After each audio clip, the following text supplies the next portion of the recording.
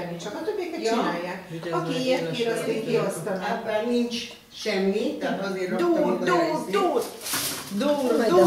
ezt. Dur! Neked töltöttek, ugye? Levi, hol a bátyus? Bátyus. Ezért kell bele. Ezt is kirakom a teraszra. Puszi anya. Sanyika, mit kérsz bele? 3 cukrot, meg egy kis tejet.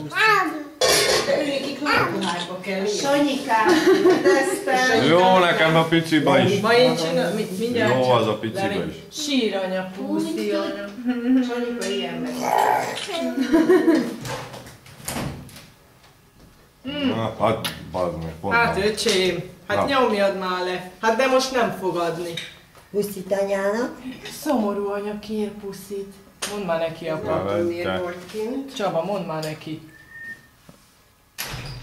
A mamának Ez az orrod eltakarta. De jó van, és amit mit csinálja? Csaba, mondd már neki. Itt van hozzá még a teszi. Levi, anyának adjál. Anyának puszit. Puszi Hol anya. Puszi anya. Puszit. Adjál anyának. Szomorú anya kér. Ezt mondjad már. Szomorú anya, adjál neki puszit. Úgy, lábadat az asztalra, ez az. Ügyes vagy. Na, puszi anya. Kérek, puszi anya. Levike, puszi. Beletettem a kötyöt. Mert csak azt hiszem a már. Puszi anya.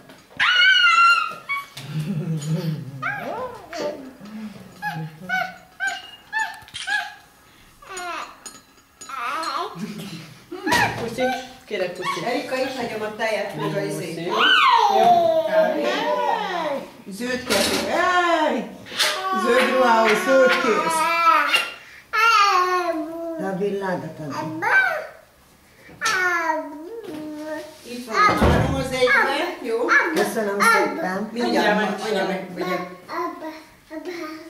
Csak tiszta trutyám. Nem baj. Hatostan számít is az.